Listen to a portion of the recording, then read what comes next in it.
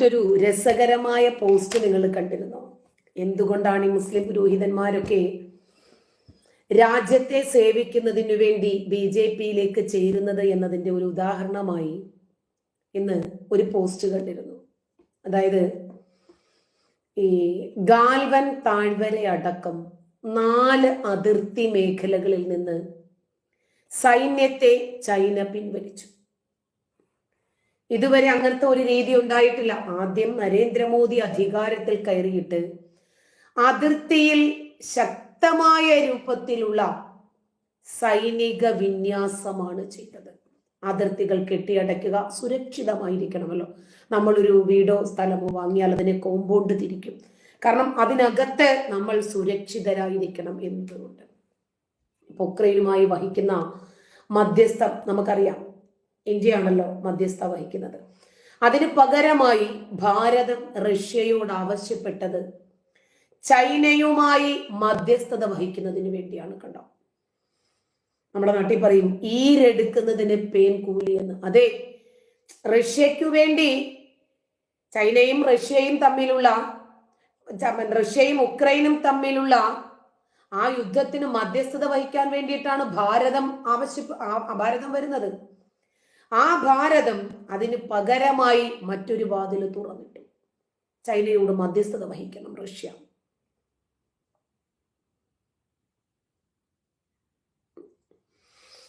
വളരെ നിശബ്ദമായി 1 മാസത്തിലധികമായി നടന്നു വന്ന ചർച്ചകൾ ഒടുവിൽ നരേന്ദ്രമോദി പറഞ്ഞ ഇടത്ത് തന്നെ വന്നു നിന്നു.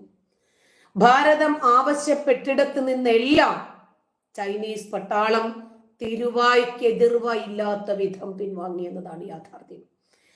യഥാർത്ഥ നിയന്ത്രണ രേഖ അഥവാ LAC കൃത്യമായി രേഖപ്പെടുത്തിയിട്ടാണ് ചൈന പിൻവാങ്ങിയത്. ഭാരതത്തിന്റെ 3ാമത്തെ ആവശ്യം രാഹുൽ ഗാന്ധിയുമായിട്ടുള്ള കരാറിൽ നിന്ന് പിന്മാറണം എന്നതായിരുന്നു. 2008 ബെയ്ജിംഗ് ഒളിമ്പിക്സിൽ നിന്ന് ഭാരതത്തിന്റെ ടീമിനൊപ്പം പോയത് സോണിയാഗാന്ധിയും രാഹുൽ ഗാന്ധിയും പ്രിയങ്ക ഗാന്ധിയും റോബർട്ട് ഗാന്ധിയും ഇവരെ കൂടാതെ ഇറ്റലിയിലുള്ള മൈനോ ഗാന്ധി കുടുംബത്തിലെ 26 പേരൊന്നും പറയണ്ട. മൊത്തം ഗാന്ധിമാർ വാടകയ്ക്ക് എടുത്തതാണെങ്കിലും ശരി, ആ പോക്കിലാണ് കരാറിൽ ഒപ്പിടുവിച്ച് ഔദ്യോഗികമായി രാഹുൽ ഗാന്ധിയെ ചൈന തങ്ങളുടെ ചാരനായി നിയമിച്ചത്. ഇത് കൃത്യമായി നരേന്ദ്രമോദി അറിഞ്ഞു. തെളിവടക്കം തന്നെ. റഷ്യയുടെ ഇടപെടലിനെ തുടർന്ന് ചൈന ആ കരാറ് 2024 സെപ്റ്റംബർ 13-ാം തീയതി ഏകപക്ഷീയമായി റദ്ദാക്കി. അതോടെ ചൈനയിൽ നിന്നുള്ള വലിയ ഒരു വരുമാനം സോണിയ കുടുംബത്തിന് നഷ്ടപ്പെട്ടു, രാജ്യത്തെ ഒറ്റുകൊടുക്കുന്നതിന്റെ. അങ്ങനെ അതുമുതൽ ചൈനക്കാർ രാഹുൽ ഗാന്ധിജിയെ ജിങ് എന്ന് വിളിച്ചിരുന്ന ജി അങ്ങ് ഒഴിവാക്കി. അതാണ് കുറച്ച് നുണ ലോകം മുഴുവനും സഞ്ചരിക്കുമ്പോഴേക്കും സത്യം ചെരിപ്പിടുകയുള്ളൂ. പക്ഷെ ആ സത്യത്തിന് അത്രമേൽ വിലയുള്ളതുകൊണ്ട്, മൂല്യമുള്ളതുകൊണ്ട് അത് തലയ്ക്കകത്ത് താമസമുള്ളവർക്ക് മാത്രമേ ബോധ്യപ്പെടൂ. അപ്പോൾ നമുക്കിന്ന് ചർച്ച ചെയ്യാനുള്ള വിഷയം, ഒരു 14-15ഓളം വർഷം പഠിച്ച് ഇസ്ലാമിക പൗരോഹിത്യം നേടി പുരോഹിതനായി മുസ്ലിങ്ങളെ സംസ്കരിക്കാനുള്ള ഭാരിച്ച ഉത്തരവാദിത്വം ഇദ്ദേഹത്തിനുണ്ട്. മോനെ,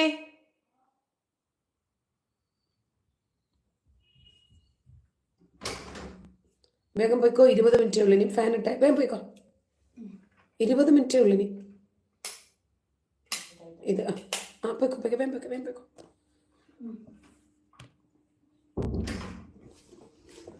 ജോസഫ് ആന്റണി, നമ്മുടെ മൂല്യം പോട്ടെ, നമ്മുടെ ജീവൻ ബലിയർപ്പിച്ച് ചില സത്യങ്ങൾ തുറന്ന് പറയുന്നത് കൊണ്ട് വലിയ ഒരു മതവിഭാഗത്തിന് നമ്മൾ ശത്രുക്കളാണ്, അവർ പ്രകോപിതരാകും. ഇരിക്കട്ടെ. അപ്പോ മുസ്ലിങ്ങളെ മതപരമായി സംസ്കരിക്കാനുള്ള ബാധ്യത ഏറ്റെടുക്കപ്പെട്ട ഒരു മുസ്ലിം പുരോഹിതനാണ് ഇദ്ദേഹം. ഞാൻ മനസ്സിലാക്കിയതിനനുസരിച്ച് അൽഹുദ യൂണിവേഴ്സിറ്റിയിൽ നിന്ന് ഏതാണ്ട് 14 വർഷത്തിലധികം പഠിച്ചാൽ മാത്രമാണ് ഈ ബിരുദം കിട്ടുക, ഹുദവി ബിരുദം.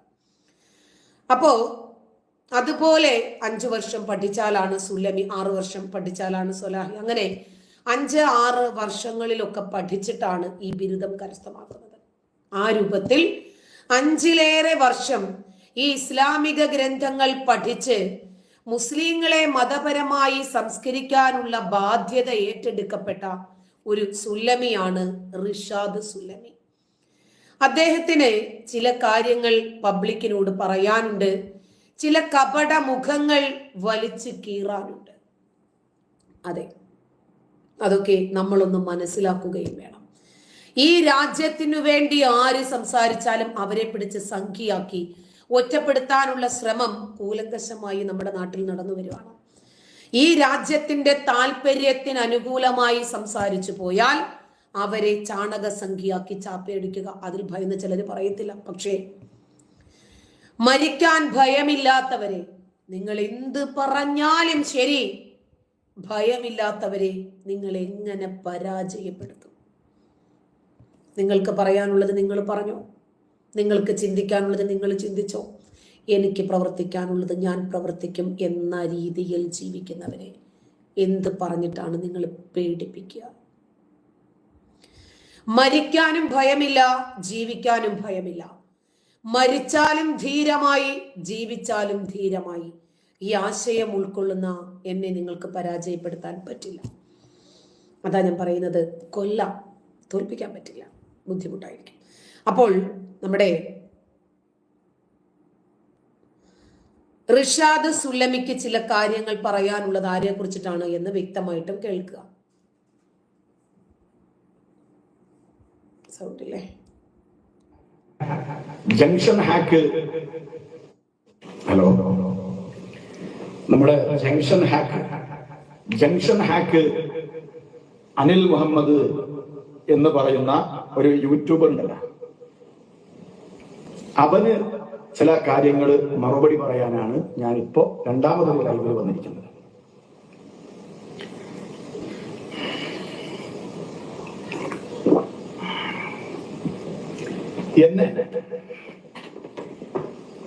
എന്നെ കുറിച്ച് അനിൽ മുഹമ്മദ് പറഞ്ഞു. അയാൾക്ക് വലിയ ആരോപണം പറയാനുള്ളത്, ഞാൻ BJP, ഭാരതീയ ജനതാ പാർട്ടി, ഈ പാർട്ടിയിലേക്ക് പ്രവേശിച്ചതാണ് വലിയ പ്രയാസം. എന്നിട്ട് കുറെ ആരോപണങ്ങൾ ഉന്നയിക്കുക. നിങ്ങൾക്ക് മാത്രമല്ല സാഹിബേ, ദേശീയതയോട് ചേർന്ന് നിൽക്കുന്ന എല്ലാവരും ഇവരുടെ കണ്ണിലെ കരടാണ്, ശത്രുവാണ്. അവരെ മാനസികമായി അധൈര്യപ്പെടുത്താൻ, അവരെ മാനസികമായി ഒറ്റപ്പെടുത്താൻ, ഇല്ലാ കഥകൾ പറഞ്ഞ് പ്രചരിപ്പിക്കൽ ഇവരുടെ നിരന്തരമുള്ള ജോലിയുടെ ഭാഗമാണ്. അത് വലിയ പരാതി തന്നെയല്ല. എന്റെ പ്രഭാഷണം, എന്റെ ശബ്ദ ഗാംഭീര്യം ഭയങ്കര പ്രശ്നമാണെന്നാണ്. എനിക്ക് സംസാരിക്കുവാൻ, പ്രഭാഷണം നടത്താൻ, പ്രസംഗിക്കാൻ കഴിയുന്ന രീതിയിൽ ഒരു ശബ്ദം അതെന്റെ റബ്ബിന്റെ വരദാനമാണ്. ഞാൻ എന്റെ റബ്ബിനെ സ്തുതിക്കുന്നു, അൽഹംദുലില്ലാ. ഇയാളുടെ ശബ്ദം പട്ടി വെള്ളത്തിൽ കൂടെ പോലെ ശബ്ദമായെന്ന് ഞാൻ എന്ത് ചെയ്യാനാണ്?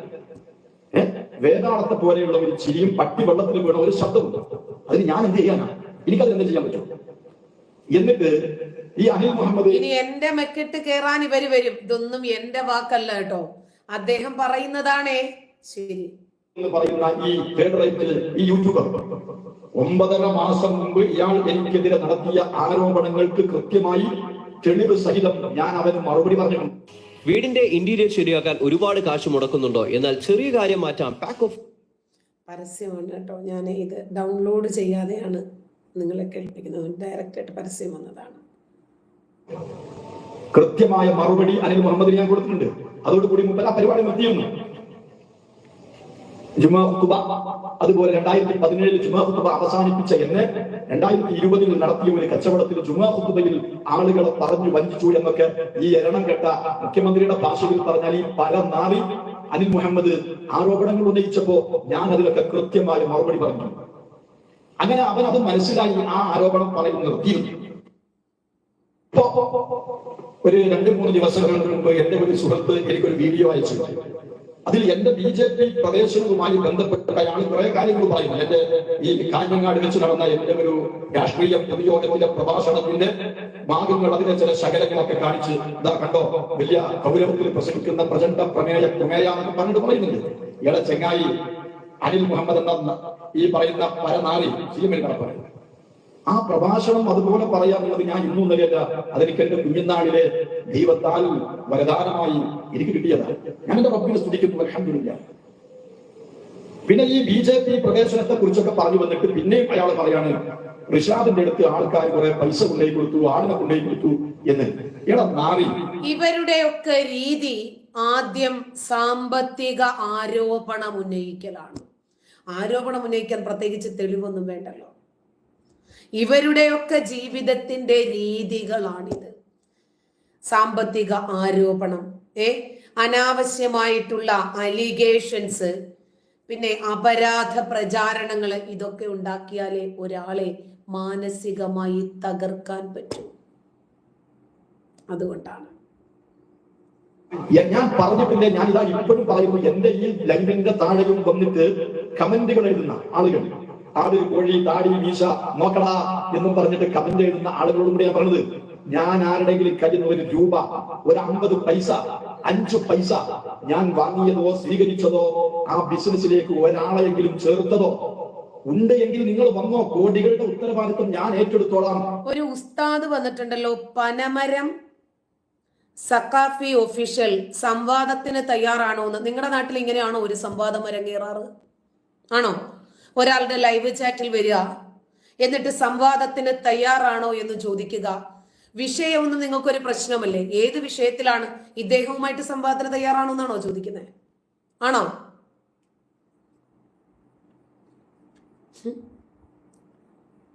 അങ്ങ് ചോദിക്കുക തന്നെ.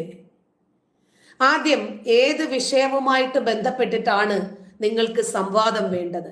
ഞാൻ പറഞ്ഞ ഏത് വിഷയത്തിലാണ് നിങ്ങൾക്ക് എതിരഭിപ്രായമുള്ളത്? ആ വിഷയം വെച്ചിട്ട് ഒരു വീഡിയോ ചെയ്ത് ജനങ്ങളിലേക്ക് എത്തിക്കല ആദ്യത്തെ പടി. ഞാൻ ചെയ്ത ഇന്ന വിഷയങ്ങളിൽ നിങ്ങൾക്ക് എതിരഭിപ്രായമുണ്ട്, ആ വിഷയത്തിൽ ഇന്ന ആളുമായിട്ട് ഞാനൊരു സംവാദത്തിന് തയ്യാറാണ്. എന്നിട്ട് നിങ്ങൾ ആ വിഷയത്തിന് സംവാദത്തിന് തയ്യാറുണ്ടോ? അല്ലാതെ ഓടി വന്നിട്ട് ഇതെന്താ 50 രൂപയ്ക്ക് മത്തി കടയിൽ പോയി വാങ്ങിക്കുന്നത് പോലെയാണെന്നാണോ നിങ്ങളുടെ ധാരണ? എന്ന് ഞാൻ പറഞ്ഞിട്ടില്ലേ? എന്താ എന്റെ മുറ്റത്തേക്ക് എന്നെയും തെരഞ്ഞ് പണം ചോദിച്ച ഒരു കുഞ്ഞു മനുഷ്യൻ വരാത്തത്? ഞാൻ ആരുടെയും പൈസ വാങ്ങി. സാമ്പത്തിക ആരോപണം നേരിടുന്ന എല്ലാവരും ചോദിക്കുന്ന ചോദ്യമാണിത്.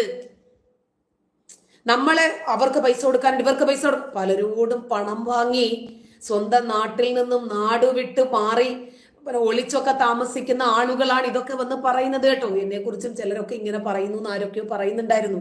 എന്നെ തേടി ആരും നിങ്ങൾ എനിക്ക് ഇത്ര രൂപ തരാനുണ്ട് എന്ന് പറഞ്ഞിട്ട് ആരും വന്നിട്ടില്ല. പക്ഷെ ഈ പറയപ്പെട്ട ആളുകളൊക്കെ എന്റെ കൂട്ടുകാർക്കടക്കം പണം കൊടുക്കാനുമുണ്ട്. ഒരാൾക്കും പറ്റിയിട്ടില്ല, ഒരാളെയും ഇതിലേക്ക് വിളിച്ച് ചേർത്തിട്ടില്ല. ഞാൻ പറഞ്ഞില്ലേ, ഞാനും നിങ്ങളെ പോലെ ഒരു ഇൻവെസ്റ്റർ ആയിരുന്നു. അതിനി ഇങ്ങനെ പറയേണ്ട ആവർത്തിക്കേണ്ടുന്ന നൈരന്തര്യത്തിന്റെ ആവശ്യം ഇല്ല എന്ന് എനിക്കറിയാം. എന്നിരുന്നാലും ഈ അനിൽ മുഹമ്മദ് എന്ന് പറയുന്ന ഈ തേർഡ് റൈറ്റ് യൂട്യൂബർ ആരോപിച്ച ആരോപണത്തിന് മറുപടി പറയുമ്പോൾ ആദ്യമായി ഇത് കേൾക്കുന്ന ഏതെങ്കിലും സഹോദരന്മാർ സഹോദരിമാരുണ്ടെങ്കിൽ അവരുടെ അറിവിലേക്കായിട്ടാണ് ഞാൻ ഈ കാര്യം വീണ്ടും ആവർത്തിച്ചത്. ഇനി ഒരു കാര്യം, അനിൽ മുഹമ്മദിലേക്ക് വരികയാണ്. കേരളത്തിലെ രാഷ്ട്രീയ രംഗത്തെ നിരീക്ഷിക്കുന്ന, കേരളത്തിലെ മതരംഗത്തെ നിരീക്ഷിക്കുന്ന, വ്യാപാര വ്യവസായ രംഗങ്ങളെ മുഴുവനും നിരീക്ഷിച്ച് അവിടെയെല്ലാം നടക്കുന്ന പൊരുത്തക്കേടുകൾ ഇടകേറി പരിശോധിച്ച് വസ്തുനിഷ്ഠാപരമായി പഠനം നടത്തി നിഷ്പക്ഷമായിട്ട് അവതരിപ്പിക്കുന്നു എന്ന് പറയുന്ന എല്ലാവരെയും ആക്ഷേപിക്കുന്ന, ആരോപണങ്ങൾ ഉന്നയിക്കുന്ന മതപണ്ഡിതന്മാരാവട്ടെ, രാഷ്ട്രീയക്കാരാവട്ടെ, ഏതു മേഖലയിലും പ്രവർത്തിക്കുന്ന ആളുകളാവട്ടെ, അവരുടെ എല്ലാം അഭിമാനം പിച്ചി ചീന്തി അവരുടെ അഭിമാനത്തെ മാനത്തിന് വില പറയുന്ന ഈ അനിൽ മുഹമ്മദ് എന്ന് പറയുന്ന പരമചറ്റ, ഈ തേർഡ് റേറ്റ്, ഈ യൂട്യൂബർ, ഇവൻ ആരാ നിങ്ങൾക്കറിയോ? ഈ അനിൽ മുഹമ്മദ് എന്ന് പറയുന്ന ഇവൻ കയർ ഫെഡിന്റെ MD ആയിരുന്ന സമയത്ത് അഴിമതി നടത്തി കോടിക്കണക്കിന് രൂപ കയർ ഫെഡിൽ നിന്ന് അടിച്ചു മാറ്റിയ കാട്ടുകള്ളൻ വീരപ്പനേക്കാൾ തരം താണ കാട്ടുകള്ളനാണ് ഈ പറയുന്ന അനിൽ മുഹമ്മദ് എന്ന് പറയുന്ന പരമ നാറി ദുഷ്ടജീവി. എല്ലാവരും അവനവന്റെ സ്വഭാവങ്ങളാണ് മറ്റുള്ളവരെ ആരോപിക്കാറുള്ളത് കേട്ടോ. സാമ്പത്തിക ആരോപണം ഈ മനുഷ്യനെ കുറിച്ച് ഉന്നയിച്ചു. ഇദ്ദേഹം കൃത്യമായിട്ട് കാര്യങ്ങൾ അവതരിപ്പിക്കുന്നതൊന്ന് ശ്രദ്ധിച്ചോ. പരമചറ്റ ഈ തേർഡ് റേറ്റ് ഈ യൂട്യൂബർ ഇവൻ ആരാ നിങ്ങൾക്കറിയോ? ഈ അനിൽ മുഹമ്മദ് എന്ന് പറയുന്ന ഇവൻ കയർഫെഡിന്റെ MD ആയിരുന്ന സമയത്ത് അഴിമതി നടത്തി കോടിക്കണക്കിന് രൂപ കയർഫെഡിൽ നിന്ന് അടിച്ചു മാറ്റിയ കാട്ടുകള്ളൻ വീരപ്പനേക്കാൾ തരം താണ കാട്ടുകള്ളനാണ് ഈ പറയുന്ന അനിൽ മുഹമ്മദ് എന്ന് പറയുന്ന പരമ നാറി പ്രതിഷ്ഠിച്ചത്. അങ്ങനെ കോടിക്കണക്കിന് രൂപ അഴിമതി നടത്തി അത് പ്രശ്നമായപ്പോ അന്നത്തെ കേരളം ഭരിക്കുന്ന ഒരു മിനിറ്റ് റെനീബി, ആളെ വിടരുത്. ഞാൻ വിഷയത്തെ കുറിച്ച് സംസാരിച്ചപ്പോഴേക്ക് ആള് പോയി. ഉസ്താദെ, ഞാൻ തയ്യാറാണ് താങ്കളുമായിട്ടൊരു സംവാദത്തിന്. എന്തായിരുന്നാലും ഇത് പറഞ്ഞിട്ട് ഇത്രയും സമയമായിട്ടും താങ്കൾ വിഷയം പറയാത്ത സ്ഥിതിക്ക് വിഷയം ഞാൻ പറയാം. ജനങ്ങൾക്ക് സന്മാർഗം നൽകാൻ ബാധ്യസ്ഥനായ അള്ളാഹു ദുർമാർഗം നൽകുന്നതായിട്ടാണല്ലോ കഴിഞ്ഞ ദിവസങ്ങളിലൊക്കെ ഞാൻ നിങ്ങൾക്ക് തെളിയിച്ചു തന്നത്. ശരി, ഇബ്ലീസ് ചെയ്യുന്നതെല്ലാം ആദ്യം ചെയ്ത് കാണിച്ചു കൊടുത്തത് അള്ളാഹുവാണ്. ഇബ്ലീസും അള്ളാഹുവും ഒരാളാണോ എന്ന വിഷയത്തിൽ താങ്കൾ ചർച്ചയ്ക്കുണ്ടോ? ഒന്ന്, വിഷയം മാറ്റി തരാം. അള്ളാഹു സന്മാർഗം നൽകുന്നുണ്ടോ ജനങ്ങൾക്ക്?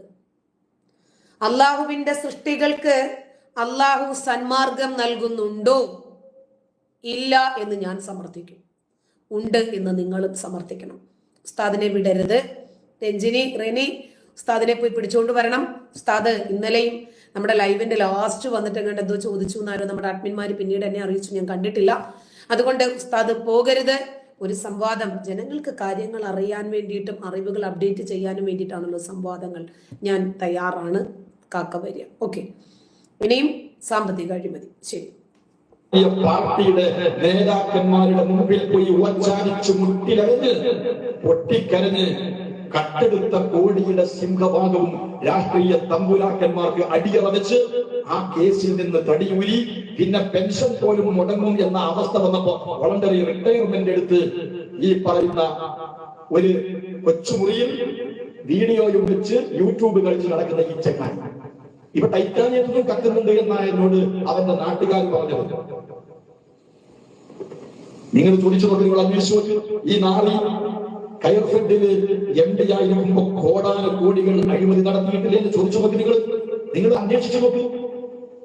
കൊല്ലത്തെ കരുണാകപ്പള്ളിയിലല്ലേ ഇവനുള്ളത്? അവന്റെ നാട്ടുകാരുടെ അന്വേഷിച്ചു നോക്ക്. അതല്ലെങ്കിൽ അത് ആ ഒരു സംഗതി ഞാൻ പറയുന്നത് വെറും ആരോപണമാണോ എന്ന് നിങ്ങൾ അന്വേഷിച്ചു നോക്ക്. ഇനി അടുത്തത്, ഗവൺമെന്റിന്റെ പൈസ കട്ടത് കയർഫെഡിൽ നിന്ന് കട്ടെടുത്ത കോടികൾ പാർട്ടിക്കാർ കൊണ്ടുപോയി. ഇവൻ കേസിൽ നിന്ന് രക്ഷപ്പെടാൻ വേണ്ടി കോടികൾ അവൻ കൊടുക്കേണ്ടി വന്നു. അങ്ങനെ പിന്നെ നഷ്ടപ്പെട്ട കോടികൾ തിരിച്ചു പിടിക്കാൻ എന്തുണ്ട് മാർഗം എന്ന അന്വേഷണത്തിൽ അവൻ എത്തിച്ചേർന്നത് പിന്നെന്താണെന്നറിയോ? പിന്നെ അവന്റെ പരിപാടി ചാരിറ്റി നടത്തുക. നമ്മുടെ നാട്ടിൽ പല ചാരിറ്റി കള്ളന്മാരുണ്ട്. ഇത് 50-50 അനുപാതത്തിൽ കോടികൾ പിരിച്ചെടുത്ത് ആ അവകാശപ്പെട്ട രോഗികൾക്ക് കൊടുക്കാതെ കോടാനുകോടികൾ കൊണ്ട് പുട്ടടിക്കുന്ന നന്മ മരങ്ങൾ എന്ന് പറയുന്ന ചീഞ്ഞ മരങ്ങൾ നമ്മുടെ നാട്ടിൽ ഒരുപാടുണ്ട്. എന്നാൽ അനിൽ മുഹമ്മദിന്റെ പരിപാടി എന്താ? ഒരു ചാരിറ്റി പേപ്പർ സംഘടന ഉണ്ടാക്കി ഈ പറയുന്ന പരമനാറി CM കടപ്പാട്. ഇവന്റെ പരിപാടി എന്തായിരുന്നു? കോടികൾ തിരിച്ചെടുത്തു. അതും എങ്ങനെ? പാവപ്പെട്ട രോഗികളുള്ള ആശുപത്രികളിലേക്ക് ഇവൻ പോകും. കൂടെ ക്യാമറയും വീഡിയോ ക്യാമറ തൂക്കിക്കൊണ്ട് ഇവന്റെ ശിങ്കിടികളും. എന്നിട്ട് ആശുപത്രി കിടക്കയിൽ കിടക്കുന്ന രോഗികൾക്കിടയിൽ നിന്ന് ആ രോഗികളെ പരിചരിക്കുന്ന ആ രോഗിയുടെ ബന്ധുക്കൾ മാറുന്ന തക്കം നോക്കി ഈ അനിൽ മുഹമ്മദ് രോഗിയുടെ മുമ്പിലേക്ക് വന്നു നിൽക്കുന്നു. ആ രോഗിയെ ഇങ്ങനെ തൊട്ടുതലോടി പരിപാടികളാക്കിയിട്ട് ഇങ്ങനെ ഒന്ന് ഇതാക്കിയിട്ട് അതിന്റെ ശിങ്കിടികൾ വീഡിയോയിൽ പിടിക്കാം. അതിന്റെ ശിങ്കിടികൾ വീഡിയോയിൽ പിടിച്ച് ഫോട്ടോയും ക്യാമറയും അത് വീഡിയോയും അതിന്റെ ഇമേജും സമ്പാദിക്കുക. പല ഹോസ്പിറ്റലുകളിൽ ഇവൻ പോയിട്ടുണ്ട്. അവരെ രോഗികളെ സഹായിക്കാനല്ല, ഇവന് ഫോട്ടോ കിട്ടണം, വീഡിയോ കിട്ടണം. എന്നിട്ട് വിദേശ രാജ്യങ്ങളിൽ പോയി നല്ലവരായ മലയാളികളായ വ്യവസായ വർത്തക പ്രമാണിമാർക്കിടയിൽ പോയിട്ട് പറയാണ് ഈ അനിൽ മുഹമ്മദ്, ഞാൻ നാട്ടിൽ ഇതുപോലെയുള്ള സേവന സന്നദ്ധ പ്രവർത്തനങ്ങൾ നടത്തുന്ന ഒരു ചാരിറ്റിയോളിയാണ്, അതുകൊണ്ട് നിങ്ങൾ സഹായിച്ചേ പറ്റൂ എന്നും പറഞ്ഞ് കോടികൾ സമ്പാദിക്കുക. പാവപ്പെട്ട രോഗികൾ കിടക്കുന്നിടത്തേക്ക് പോയിട്ട് ആ രോഗികളുടെ ബന്ധുക്കളൊന്ന് മരുന്ന് വാങ്ങാനോ വെള്ളം വാങ്ങാനോ ഭക്ഷണം വാങ്ങാനോ പോകുന്ന സമയത്ത് ഈ വേതാളം ചിരി നടത്തുന്ന ഈ വൃത്തികെട്ട നരാധമനായ മനുഷ്യൻ ഇവൻ ആ രോഗികളുടെ മുമ്പിൽ പോയിട്ട് വീഡിയോ എടുക്കുക, ഫോട്ടോ എടുക്കുക, എന്നിട്ട് അത് കാണിച്ച് പാവപ്പെട്ട നല്ലവരായ നല്ല മനസ്സുള്ള വാർത്തക പ്രമാണിമാർക്കിടയിലേക്ക് ഇറങ്ങി ചെന്ന് സ്വദേശത്തും വിദേശത്തും ഇവൻ കോടികൾ പിരിച്ചെടുത്തു, പുട്ടടിച്ചു. എങ്ങനെ ഇത് പുറത്തു വന്നത്? ഇവന്റെ കടലാർ സംഘടനയിൽ ഇവൻ അംഗത്വം കൊടുത്ത ആളുകൾക്ക് നക്കാപിച്ച മാത്രം കൊടുത്തു. കോടികൾ കൊടുത്തില്ല, ലക്ഷങ്ങൾ കൊടുത്തില്ല, നക്കാപിച്ച മാത്രം കൊടുത്തു. അങ്ങനെ പ്രശ്നമായി. ഇവനാണ് മറ്റുള്ളവരെ ആക്ഷേപിക്കുന്നത്. കഴിഞ്ഞോ? ഇല്ല. പിന്നെ വേറൊരു കാര്യം, ഇതൊക്കെ എനിക്ക് ഇവന്റെ നാട്ടിൽ കരുണാകപ്പള്ളിയിലുള്ള വളരെ കൃത്യമായി അവിടുത്തെ ആളുകൾ, ഇവന്റെ അയൽവാസികളടക്കം എനിക്ക് തന്ന വിവരകാര്യങ്ങളോട് പറഞ്ഞു. ഇവന്റെ കൂടെ ജോലി ചെയ്തിരുന്ന ഒരു സ്ത്രീയുടെ 14 വയസ്സ് മാത്രം പ്രായമുള്ള ഒരു ആൺകുട്ടിയെ പ്രകൃതി വിരുദ്ധ പീഡനം നടത്തി. എന്നിട്ട് ആ കുടുംബത്തിന് ലക്ഷക്കണക്കിന് രൂപ കൊടുത്തുകൊണ്ടാണ് ആ കേസിൽ നിന്ന് ഈ അനിൽ മുഹമ്മദ് തടിയൊഴിയത്. നിങ്ങളൊന്ന് ആലോചിച്ച് നോക്ക്. പുട്ടിയിട്ടിട്ട് വേതാള ചിരിയും ചിരിച്ച് ക്യാമറയുടെ മുമ്പിൽ വന്ന് നാട്ടുകാരെ നന്നാക്കുന്ന ഇവൻ 14 വയസ്സായ ഒരു കുട്ടിയെ പ്രകൃതി വിരുദ്ധമായി പീഡിപ്പിച്ച് ആ കുട്ടിയെ മാനസികമായും ശാരീരികമായും തകർത്തവൻ. ലക്ഷങ്ങൾ കൊടുത്തല്ലേ ഇവൻ ആ കേസിൽ ഒഴിവായത്? ഇവനാണ് മറ്റുള്ളവരെ ആക്ഷേപിക്കുന്നത്. ഇവനാണ് മറ്റുള്ള ആളുകളെ ഇങ്ങനെ പറഞ്ഞ് പരിഹസിക്കുന്നതും കളവുകളും കള്ളങ്ങളും ആരോപിക്കുന്നത്. ഇവൻ കള്ളനാണ്, കള്ളനാണ്. ഇവൻ ഗവൺമെന്റിന്റെ പണം അപഹരിച്ചവനാണ്. കയർഫെട്ടിൽ നിന്ന് കോടികൾ അടിച്ചെടുത്തവനാണ്. ചാരിറ്റി എന്നും പറഞ്ഞ് പാവപ്പെട്ട രോഗികളുടെ കഫം തിന്ന കള്ളനാണ് അനിൽ മുഹമ്മദ്. 14 വയസ്സായ ഒരു ചെറുപ്പക്കാരനെ ഗുണഭോഗം നടത്തി ഭീകരമായി ബലാത്കാരം ചെയ്ത് ആ പിഞ്ചുകുട്ടിയെ അവന്റെ ജീവിതം തകർത്തവനാണ് ഈ കാവാലിക. അവനാണ് വേറുള്ള ആളുകളുടെ ആരോപണം ഉന്നയിക്കുന്നത്. അവനാണ് മറ്റുള്ള ജനങ്ങളെ കള്ളനെന്ന്. ഞാൻ പറഞ്ഞില്ലേ, അനിൽ മുഹമ്മദ് എന്ന് പറയുന്ന പരട്ടയോടാണ് ഞാൻ പറയുന്നത്. എന്റെ കയ്യിൽ ഞാനുമായി ബന്ധപ്പെട്ട് നയാ പൈസ നീ പറയുന്ന ഹലാൽ ഗുഡ് ഫാമിന്റെ ബിസിനസ്സിൽ ഒരു വ്യക്തിയെങ്കിലും ഒരു രൂപയെങ്കിലും എനിക്ക് തന്നത് തെളിയിച്ചാൽ, ഒരു വ്യക്തിയെങ്കിലും ഞാൻ അതിലേക്ക് ഇൻട്രൊഡ്യൂസ് ചെയ്യുമ്പോൾ അതിലേക്ക് ക്ഷണിച്ചു എന്ന് തെളിയിച്ചാൽ നിന്റെ അടിമപ്പണി ചെയ്യും ചങ്ങായി. ഞാൻ എന്തുകൊണ്ടാണ് എന്റെ ഈ വീഡിയോയുടെ ഫേസ്ബുക്ക് പോസ്റ്റുകൾക്ക് താഴെ വന്ന് ഈ ലഭ്യം പറയുന്ന ആളുകളെ പരിഗണിക്കാത്തത്? എനിക്കത് സമയമല്ല. ഒരു പണിയില്ലാതെ നടക്കുന്ന നിങ്ങൾ എന്തോ പറഞ്ഞു, അത് ഞാൻ മെയിൻ ചെയ്യുന്നില്ല. അതെനിക്കൊരു വിഷയമേ അല്ല. എന്നെ ബാധിക്കുന്ന കാര്യങ്ങളാണെങ്കിൽ ഞാൻ പരിഗണിച്ചാൽ പോരെ. എന്നിട്ട് ഈ അനിൽ മുഹമ്മദിനെ പോലെയുള്ള തേർഡ് റൈറ്റ് ആളുകൾ, ഊളകൾ, മരയൂളകൾ വായി നോക്കി, എന്നിട്ട് ഈ വായി നോക്കി ചിരിച്ചുകൊണ്ട് പറയാം, എന്നെ 14 വയസ്സായ ചെറുപ്പക്കാരനെ പിഞ്ചുകുട്ടിയെ അവന്റെ ജീവിതം തകർത്ത നരാധവനാണ് ഈ അനിൽ മുഹമ്മദ് എന്ന് പറയുന്ന ഈ തേർഡ് റൈറ്റ് മനുഷ്യൻ എന്ന് വിളിക്കാൻ പറ്റില്ല. മൃഗം എന്ന് വിളിച്ചാൽ മൃഗങ്ങൾ ചെയ്യൂല. മൃഗങ്ങൾ ചെയ്യുമോ? ചെറിയ പിഞ്ച് ജീവികളുമായിട്ട് മൃഗങ്ങൾ ഇണചേർന്ന് കൊന്നു കളയുന്നത് ഞാൻ കണ്ടിട്ടില്ല. പൈശാചികം പിശാചാണ് ഇവൻ. വേതാളം ചിരിച്ചിരിക്കുന്ന പിശാചാനിവൻ. പിശാചിന് മാത്രമേ അതുപോലെ ചെയ്യാൻ പറ്റുള്ളൂ. ഈ കാട്ടുകള്ളൻ ഇവൻ അഴിമതി നടത്തിയിട്ടുണ്ട്. ഇവൻ ഗവൺമെന്റിൽ നിന്ന് കോടികൾ കണ്ടെടുത്തിട്ടുണ്ട്. അതുപോലെ തന്നെ അതിന്റെ സിംഹഭാഗവും പാർട്ടിക്കാർ കടിയളച്ച് പോയതിന്റെ അതിന്റെ പ്രയാസം തീർക്കാൻ ഇവൻ ചാരിറ്റി കള്ളനാണ്. പാവപ്പെട്ട രോഗികളുടെ രോഗം കാണിച്ച് അവരുടെ കഫവും അവരുടെ ഈ പറയുന്ന ചലവും കടിച്ചെടുത്ത് അത് ഊറ്റിക്കുടിച്ച ഡ്രാക്കുളയാണ് ഈ നാറി. അവനാണ് എന്നെ ആരോപണം ഉന്നയിക്കുന്നത്. മനസ്സിലായോ? അവനാണ് എനിക്കെതിരെ ആരോപണം ഉന്നയിക്കുന്നത്. ഇവൻ എല്ലാ നിലക്കും ഇവൻ സാമ്പത്തിക വിശുദ്ധിയില്ലാത്തവനാണ്.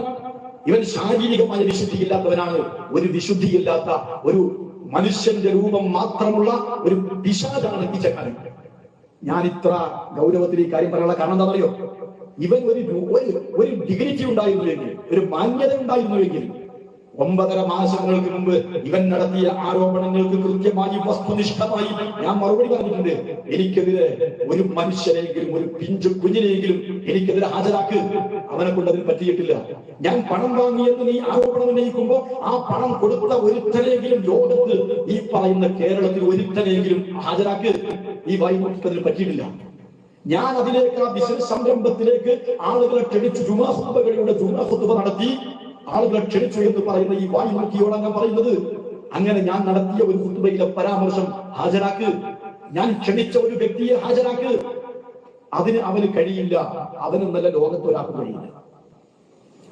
എന്നിട്ടാണ് ഈ ചങ്ങാതി വീണ്ടും എന്നെ എന്റെ പാർട്ടി പ്രവേശനത്തിൽ ഇപ്പൊ BJP-യിലേക്ക് പോകുമ്പോ ജമാഅത്തെ ഇസ്ലാമിക്കാരനായ തീവ്രവാദിയായ വർഗീയവാദിയായ ഈ പറയുന്ന വർഗീയവാദിയായ അനിൽ മുഹമ്മദിന് ഒരു പക്ഷേ എന്നെ രാഷ്ട്രീയപരമായി എതിർക്കാം. അത് അവന്റെ രാഷ്ട്രീയ സ്വാതന്ത്ര്യമാണ്. പക്ഷെ അതിന് ആട്, കോഴി, താടി, മീശ, മക്കള എന്ന് പറയുന്ന കാര്യമുണ്ടോ? അതുകൊണ്ടാണ് ഇവന്റെ ഈ വൃത്തികെട്ട ചരിത്രം ഞാൻ നിങ്ങളോട് പറഞ്ഞത്. ഇവൻ ഒരു വിശുദ്ധിയുമില്ലാത്തവനാണ്. 14 വയസ്സായ കുട്ടിയെ പീഡിപ്പിച്ചവൻ. ആ കേസ് ഒതുക്കി തീർക്കാൻ ലക്ഷങ്ങൾ ചെലവഴിച്ചിട്ടുണ്ട്. ആ കേസ് ഒതുക്കി തീർക്കാൻ ലക്ഷങ്ങൾ ഇവൻ ചെലവഴിച്ചിട്ടുണ്ട്. കയർ ഫണ്ടിൽ നിന്ന് മുക്കിയ കോടികളും പാർട്ടിക്കാർ കൊണ്ടുപോയി. അപ്പോ പിന്നെ എങ്ങനെ ഇവര് സമ്പാദിക്കുന്നു നോക്കിയപ്പോഴാണ് പാവപ്പെട്ട രോഗികളുടെ കഫം തിന്നാനുള്ള പണി ഇവൻ നടത്തിയത്. നിങ്ങളൊന്ന് ആലോചിച്ച് നോക്കൂ. ഹോസ്പിറ്റലുകളിലേക്ക് കടന്നു ചെല്ലുക. ശ്രീ ചിത്ര പോലെയുള്ള ഹോസ്പിറ്റലുകളിൽ മാരകമായ രോഗം കൊണ്ട് പ്രയാസപ്പെടുന്ന രോഗികളുടെ ഇടയിൽ ഇങ്ങനെ ചുറ്റിപ്പറ്റി നടക്കുക. ആ രോഗികളുടെ ബന്ധുക്കൾ വല്ല കാര്യത്തിനും പുറത്തു പോകുമ്പോ ഈ വൃത്തികെട്ട പിശാച് അവിടെ വന്നിങ്ങനെ നിൽക്കുക. വളരെ സങ്കടത്തോടു കൂടി ഇങ്ങനെ നോക്കി നിൽക്കുക. അതുകൊണ്ട് ശിങ്കടികൾ ഫോട്ടോ എടുക്കുക, വീഡിയോ എടുക്കുക. എന്നിട്ടത് വർത്തക പ്രമാണിമാരുടെ മുമ്പിൽ കാണിക്കുക. കണ്ടോ, ഇതൊക്കെ ഞാൻ നോക്കിക്കൊണ്ട് നടക്കുന്ന രോഗികളാണ്. ഈ രോഗികളെ നോക്കണമെങ്കിൽ എനിക്ക് ലക്ഷക്കണക്കിന് റുപ്യയുടെ ബാധ്യത ഉണ്ട്. നിങ്ങൾ തന്നേ തീരൂ എന്നും പറഞ്ഞ് കോടികൾ കട്ടുകൊണ്ടുവരിക. ഇവന്റെ കൂടെ നടന്ന ശിങ്കിടികളാണ് എന്നോട് ഈ കാര്യം പറഞ്ഞത്. ഇവന്റെ നാട്ടുകാർ, ഇവന്റെ കടലാ സംഘടനകളിൽ ഇവന് വേണ്ടി പണപ്പിരിവ് നടന്നിരുന്ന ഇവനോട് ഇപ്പൊ പണങ്ങിയിട്ടുള്ള ഇവന്റെ ശിങ്കിടികളാണ് ഈ കാര്യങ്ങൾ വസ്തുനിഷ്ഠമായി എനിക്ക് പറഞ്ഞു തന്നത്. ഇവനാണ് കേരളത്തിലെ പണ്ഡിതന്മാരെ നന്നാക്കാൻ നടക്കുന്നത്. ഏതെങ്കിലും പണ്ഡിതന്മാരുടെ പ്രഭാഷണങ്ങളിൽ എന്തെങ്കിലും വാക്കുകൾ പഴിച്ചു വന്നാൽ, അതല്ലെങ്കിൽ എന്തെങ്കിലും തെറ്റായ ആശയങ്ങൾ ദ്യോതിപ്പിക്കുന്ന രീതിയിലുള്ള വാക്കുകൾ വന്നാൽ അതൊക്കെ പോസ്റ്റ്മോർട്ടം നടത്തുന്ന ഈ പരമയോഗ്യന്റെ കാര്യമാണ് ഞാൻ നിങ്ങളോട് പറഞ്ഞത്. മനസ്സിലായോ? ഇനി ജംഗ്ഷൻ ഹാക്ക് എന്നും പറഞ്ഞ് നിഷ്പക്ഷം നിലപാട് എന്നും പറഞ്ഞു വരുന്ന സമയത്ത് നിങ്ങൾ മനസ്സിലാക്കേണ്ടത് ഇവൻ നിഷ്പക്ഷനല്ല, ഇവൻ വർഗവഞ്ചകനാണ്, ഇവൻ തീവ്രവാദിയാണ്, ഇവൻ ജമാഅത്തെ ഇസ്ലാമിയാണ്. അൽ ഖൈദയേക്കാൾ മോശമുള്ള നാടൻ ഖൈദകളായ ജനാബത്തെ ഇസ്ലാമിക്കാരനാണ് ഇവൻ. ഇവന്റെ എല്ലാ വിഷയവും ഞാൻ ഈ പറഞ്ഞ പോലെയാണ്. ഇവനാണ് മറ്റുള്ള ആളുകളെ നന്നാക്കാൻ നടക്കുന്നത്. ആദ്യം ചങ്ങാതിയെ നീ നന്നാവും. നിന്റെ ഭീകരമായ ബലാത്കാരത്തിന് അടിമപ്പെട്ട് ജീവിതം കൈവിട്ടു പോയ പാവപ്പെട്ട കുട്ടിക്ക് അവനെ സംരക്ഷിക്കുക. നീ കൊടുത്ത ലക്ഷങ്ങൾ കൊണ്ട് ആ കുട്ടിക്ക് നഷ്ടപ്പെട്ടു പോയ അവന്റെ ജീവിതം തിരികെ കിട്ടുമോ? ആദ്യം നീ നന്നാവും, എന്നിട്ട് സ്വയം നന്നാവും. പടത്തിൽ പറയുന്നത് ആദ്യം നീ നന്നാവും, എന്നിട്ട് സ്വയം നന്നാവും. എന്നിട്ട് മതി മറ്റുള്ള ആളുകളെ നന്നാക്കാൻ നടക്കുന്ന നിന്റെ യൂട്യൂബ്. ഇളച്ചങ്ങയെ കമ്പിപ്പാരിന്റെ കക്കാൻ പോയിക്കൊള്ളാൻ. മുഖ്യമന്ത്രിയുടെ ഭാഷയിൽ പറഞ്ഞ പരമനാറി, നികൃഷ്ടജീവി, നിനക്ക് കമ്പിപ്പാരെന്ന് കക്കാൻ പോയിക്കൂടെ? അതിന് നിനക്കാൾ ഉൾക്കൊണ്ടുകളാ. നാട്ടുകാരെ കുറിച്ച് ആരോപണം പറയാൻ നടക്കാതെ കുഷ്ഠരോഗിയുടെ മനസ്സാണ് ഈ ചങ്ങാതി. കുഷ്ഠരോഗിയുടെ മനസ്സ്.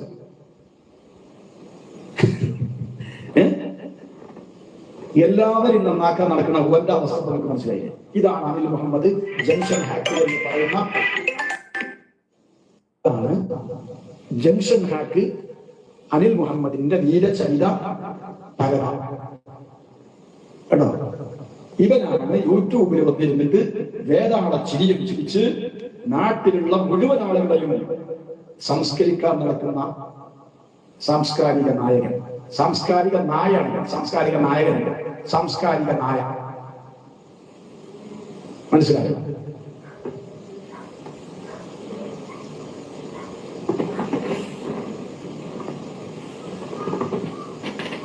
അതുകൊണ്ട് അനിൽ മുഹമ്മദെ, നീ നിർത്തിയേ കേട്ടോ, നീ നിർത്തിയേ. നീ യൂട്യൂബ് വരുമാനം കിട്ടാനുള്ള പണിയെടുത്തോ, എന്നെ വിട്ടേ കേട്ടോ.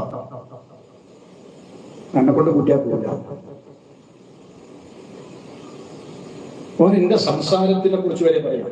ഇത് എന്റെ പ്രസംഗം അത് കുറച്ച് ഗൗരവമാണ് പറയാം, എന്റെ ശബ്ദത്തിന് കുറച്ച് ഗാംഭീര്യം കൂടുതലാണ് പറയാം. എടാ ചെങ്ങായി, അത് പഠിച്ചോ തന്ന ചെങ്ങായി, അത് അള്ള തന്നതാണ്. എനിക്ക് ശബ്ദ ഗാംഭീര്യം തന്ന അതേ റബ്ബ് തന്നെയാണ് പട്ടി വള്ളത്തിൽ വീണ പോലത്തെ ശബ്ദം നിനക്ക് തന്നതും. അത് അള്ളാനോട് പറയും, എന്നോട് പറഞ്ഞിട്ട് കാര്യമില്ല. അള്ളാനോട് പറയും, എന്നോട് പറഞ്ഞിട്ട് കാര്യമില്ല കേട്ടോ.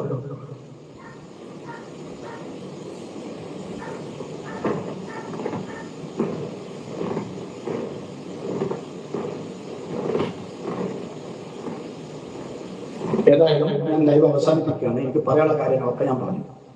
എന്റെ ഈ സംസാരം കേട്ടിട്ടുള്ള, ഇനി ഈ വീഡിയോ കേൾക്കുന്ന ആളുകൾ, അവരോട് എനിക്ക് പറയാനുള്ളത്, ഇപ്പൊ ഞാൻ ഫേസ്ബുക്കിൽ എന്റെ ഒരു പ്രഭാഷണത്തിന്റെ ഒരു പുതിയ യോഗത്തിന്റെ ഒരു പിക്ചർ പോസ്റ്റ് ചെയ്യുന്നു, അതല്ലെങ്കിൽ ഇതുപോലെ ലൈവ് പോസ്റ്റ് ചെയ്യുന്നു, അതിന്റെ താഴെ വന്ന് കുറെ ഫേക്കിന്റെ ആളുകൾ, എടാ ചങ്ങന്മാർ എന്നിട്ട് ഈ മുഖം വെച്ച്, ഞാൻ ഈ മുഖം വെച്ച് പറയുന്നവനാ, ഞാൻ മാറി നിന്ന് ഒളിഞ്ഞിരുന്ന് പറയുന്ന ആളല്ല. പറയാനുള്ള കാര്യം ഏത് തമ്പുരാനാണെങ്കിലും ഏത് കൊമ്പും തുമ്പിക്കൈയുള്ളവനാണെങ്കിലും അവന്റെ മുഖത്ത് നോക്കി പറയും, ഒത്തുപോലെ ഓടാൻ. അതല്ലാതെ ഒളിഞ്ഞു നിന്നിട്ട് മുഖം വ്യക്തമാക്കാതെ തെറിയെഴുതി വിടാൻ അതെന്റെ സംസ്കാരമല്ല. ഞാനത് ചെയ്യാറില്ല, ചെയ്യൂല. ഈ ബുദ്ധി നിലനിൽക്കുന്ന കാലം ഞാൻ അങ്ങനെ ഒന്നും ചെയ്യൂല. പറയാനുള്ളത് ഏത് തമ്പുരാനാണെങ്കിലും മുഖത്തോട്ടി പറയും. അതാണ് എന്റെ പരിപാടി. അതല്ലാതെ ഈ ഓരോ പേര് വെച്ചിട്ട് മുഖമില്ലാതെ ജൂതനെ പ്രണയിച്ച എന്താ സംഘപുത്രി, അങ്ങനെ ഷേവ് കമ്പി, പിന്നെന്തുട്ടാ ശരത് അപ്പിക്കര, ഇങ്ങനെ മുഖമില്ലാത്ത കുറെ പേരുകൾ, എന്നിട്ട് അതിൽ വൃത്തികെട്ട പുലഭ്യം എഴുതി വിടുക. ഞാനതൊക്കെ വായിക്കാറുണ്ട്, പക്ഷെ അതിനൊന്നും മറുപടി പറയില്ല. അതിന്റെ ആവശ്യം എനിക്കില്ല. എന്നെ ബാധിച്ചാലല്ലേ ഞാനത് പറയേണ്ടതുള്ളൂ. നിങ്ങളെ ഉന്നയിക്കുന്ന സർവ്വ ആരോപണങ്ങളും നിങ്ങളിൽ തന്നെയാണ്, അതെന്നെ ബാധിക്കില്ല, അതെന്നിലേക്ക് എത്തില്ല. ഈ അനിൽ മുഹമ്മദിനെ പോലെയുള്ള പരമ അയോഗ്യന്മാർക്ക്, അയോഗ്യ പയലുകൾക്ക് മറുപടി കൊടുക്കാനാണ് ഞാൻ വന്നത്. ഞാൻ അവസാനിപ്പിക്കുന്നു. ജയ് ഹിന്ദ്. എങ്ങനെയുണ്ട്?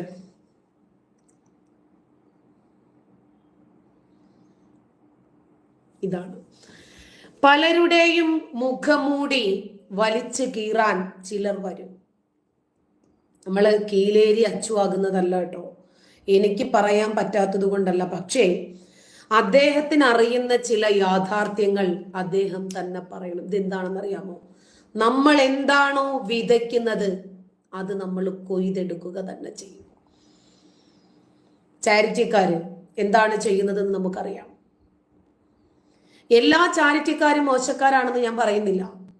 പക്ഷേ ക്ലാരിറ്റി ഇല്ലാത്ത ചാരിറ്റി ചെയ്തിട്ട് പണമുണ്ടാക്കുകയും മറ്റുള്ളവരുടെ വേദനകളൊക്കെ ഒപ്പിയെടുത്ത് ജനങ്ങളുടെ ഹൃദയത്തിൽ കൊണ്ടുപോയി ഇട്ടിട്ട് പണമുണ്ടാക്കി നമ്മൾ കണ്ടില്ലേ 36 കോടി പിരിച്ച ആൾക്കാർ, അതും ചാരിറ്റബിൾ ട്രസ്റ്റ് ആണ്. ഒരു കൊലയാളിയെ രക്ഷിക്കുന്നതിനു വേണ്ടി ലോകത്തുള്ള സകലമാന മനുഷ്യത്വം മരവിച്ചിട്ടില്ലാത്ത മനുഷ്യന്മാരും കൂടി 60 കോടിയാണ് കൊടുത്തത്. അക്കൗണ്ട് ക്ലോസ് ചെയ്തിട്ടില്ലെങ്കിൽ കോടികൾ ഇനിയും വരുമായിരുന്നു, കാരണം അത്ര കണ്ട് പരസ്യം കിട്ടിയതിനെ. ഇത്രയും ചിലര് ചോദിച്ചു വാങ്ങിയതാണ്. ഈ വീഡിയോ ഞാൻ കുറച്ച് നേരത്തെ എടുത്തിട്ടുന്നതാണ്, ചെയ്യണം എന്ന് വിചാരിച്ചതല്ല. പക്ഷെ ഇപ്പോൾ അതുപോലെ ഒരു സാഹചര്യം ഉണ്ടായതുകൊണ്ടാണ് ചെയ്തത്. ശരി, ആ ടോപ്പിക് അവിടെ തീർന്നു. ഒരു ഉസ്താദ് വന്നിട്ടുണ്ടായിരുന്നല്ലോ, രഞ്ജിനി കണ്ടില്ലേ? ഞാനുമായി സംവാദത്തിനുണ്ടോ എന്ന് ചോദിച്ചു ഇന്നലെ ഈ വിഷയം നമ്മുടെ കമന്റിൽ പറഞ്ഞിരുന്നു നമ്മുടെ ചാനലിൽ. അപ്പോ ഇനി ഞാൻ അതിന് റെസ്പോണ്ട് ചെയ്തിട്ടില്ല എന്ന് വിചാരിച്ചോ? ഇതേ കമന്റ് തന്നെ 1000 തവണ ഈ ഉസ്താദ് പേസ്റ്റ് ചെയ്യുമായിരുന്നില്ലേ? എന്താ അദ്ദേഹത്തിന്റെ പേര്? ഉസ്താദ് റെഡിയായി വന്നു കഴിഞ്ഞാൽ പിന്നെ നമുക്ക് വേറെ വഴിയൊന്നുമില്ല.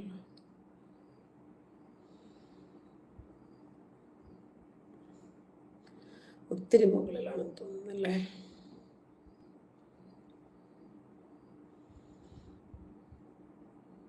എന്തോ ഒരു ഒഫീഷ്യലിൽ നിന്നാണ് വന്നത് അല്ലേ, ഒരു ഒഫീഷ്യൽ സൈറ്റാണെന്ന് തോന്നുന്നു.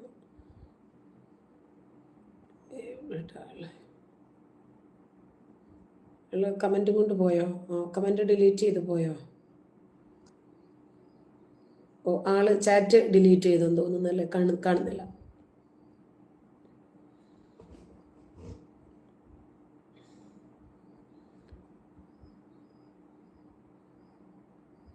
ഇതൊരു ഉസ്താദ് പരമനം സഖാഫി അല്ലേ? ശരി, നമുക്കൊരു വീഡിയോ ചെയ്തിട്ടെ സംവാദത്തിന്. പനമരം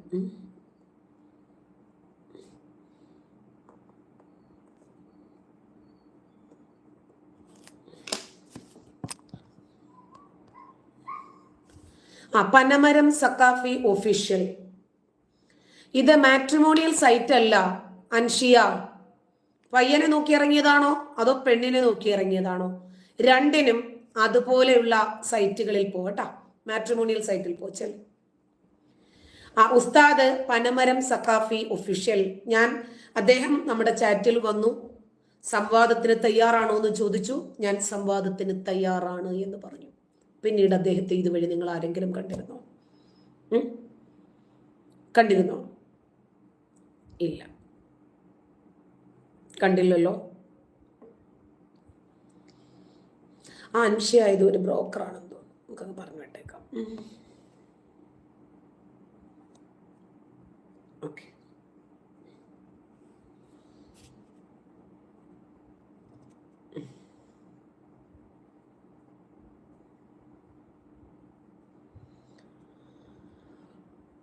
എടാ കോൾഡേ, എല്ലാവരും മരിക്കും. ആരാ മരിക്കാത്തത്? ആരാ ഈ ലോകത്ത് എല്ലാ കാലവും ഇരിക്കാൻ പോകുന്നത്? നിന്റെ നബി വരെ മരിച്ചില്ലേ? 3 ദിവസം കടന്ന് ചീഞ്ഞ് നാറി ദൃഷ്ടാന്തമായി മാറിയില്ലേ? ഇനിയും ദൃഷ്ടാന്താകേണ്ട കാര്യമുണ്ടോ? അതിൽ പരം ദൃഷ്ടാന്തം ഇനി എന്തു വേണം? പരമ്പരയെ മുഴുവനും ഒന്നില്ലാതെ തലയെടുത്തില്ലേ ശത്രുക്കള്? അതിൽ കൂടുതൽ എന്ത് ദൃഷ്ടാന്തമാണ് വേണ്ടത്? എന്ത് ദൃഷ്ടാന്തമാണ് അതിൽ കൂടുതൽ വേണ്ടത്? അബൂബക്കർ മാത്രമാണ് സാധാരണ മരണം. ഉമർ കൊല്ലപ്പെട്ടു, അലി കൊല്ലപ്പെട്ടു, ഉസ്മാൻ കൊല്ലപ്പെട്ടു, പ്രവാചകന്റെ മകള് കൊല്ലപ്പെട്ടു, മകളുടെ കുട്ടികൾ കൊല്ലപ്പെട്ടു, മകളുടെ ഭർത്താവായിട്ടുള്ള അലി കൊല്ലപ്പെട്ടു. ഇതൊക്കെ ദൃഷ്ടാന്തമായിട്ടുണ്ട്. ഇത്രയും ദൃഷ്ടാന്തമായിട്ട് മാറിയിട്ടില്ല, മതിയായിട്ടില്ല. ശരി, അപ്പോ കാക്ക അതുവഴി പോയി, പിന്നീട് കാക്ക ഇതുവഴി വന്നിട്ടേ ഇല്ല. സംവാദം എന്ന് കേട്ടുകഴിഞ്ഞാൽ ഉടനെ ഓടുമെന്ന് വിചാരിച്ചു, നടന്നില്ല, പോയി. ഒഫീഷ്യലൊന്നും അല്ല. ശരി, അല്ല, 10 സബ്സ്ക്രൈബേഴ്സേ ഉള്ളൂ. ഒരു ജാമിദായുമായിട്ടൊരു ലൈവിന് വന്നു കഴിഞ്ഞാൽ പിന്നീട് അത് 10 ലക്ഷമാകാൻ വലിയ പ്രയാസമൊന്നും ഇല്ലല്ലോ. അതിനു വേണ്ടിയും വരുമല്ലോ. കാരണം ഇപ്പോൾ പൊതുവേ യൂട്യൂബേഴ്സിന് വ്യൂസ് കുറവാണ്. അതുകൊണ്ട് എല്ലാവരും ജാമിദാണ് കണ്ടന്റ്. എന്തെങ്കിലും അറിയാമോ അറിയത്തില്ല, ജാമിദ എന്ന് കാണിച്ചിട്ട് കുറച്ച് തീറി വിളിച്ചാലും മതിയല്ലോ റീച്ചിന് വേണ്ടി. അങ്ങനെ ഒരുപാട് എണ്ണം ഇറങ്ങിയിട്ടുണ്ട്. ശരി, നമ്മളെ കൊണ്ട് അവർക്കൊരു ഗുണം ഉണ്ടാവും, നിങ്ങൾ ഉണ്ടായിക്കോട്ടെ, നമ്മളൊന്നും പറയണ്ട. അപ്പോൾ രഞ്ജിനി, ഇത്രയും നേരം ഞാൻ നിന്നില്ലേ, പിന്നീട് സമയം ഒരുപാടായി. അപ്പം നമുക്കിനി അടുത്ത ലൈവ് എത്ര മണിക്കാണ് നോക്കട്ടെ കേട്ടോ. ഒരു 9 മണി, ഉറപ്പില്ല കേട്ടോ. ചിലപ്പോൾ എനിക്ക് 9 മണിക്ക് ലൈവ് പോകുകയോ വൈഫൈ പോകുകയോ മഴ മാനത്ത് കണ്ടാൽ മതി വൈഫൈ പോകുക, അങ്ങനെയൊക്കെ ആണെങ്കിൽ പറ്റില്ല. എന്നാലും ഞാൻ മാക്സിമം നോക്കാം, ഞാൻ ഇൻഫോം ചെയ്യാം റെനി. അപ്പോൾ ബൈ ബൈ. രഞ്ജിനി, രാഗി കൊല്ലണ്ട, അല്ലാതെ തന്നെ അവനൊരു വഴിക്ക് എത്തിക്കോളും. ഇപ്പം തന്നെ നെഞ്ചിടിപ്പ് കൂടിയിട്ടുണ്ടാവും. സംഭവത്തിന് പോയി ജാമിദയുടെ സൈറ്റിൽ ഇന്നലെയും പോയി ജാമിദ മിണ്ടിയില്ല, ഇന്നും ജാമിദ മിണ്ടത്തില്ല എന്ന് വിചാരിച്ചു. ഞാനത് ഏറ്റുപിടിച്ചു. കുറേ ആയിട്ട് ആൾ വിഷയം പറഞ്ഞില്ല, നമ്മൾ വിഷയം പറഞ്ഞു, എന്നിട്ടും കക്ഷിയെ കണ്ടില്ല. ശരി, 9 PM നമുക്ക് കാണാം.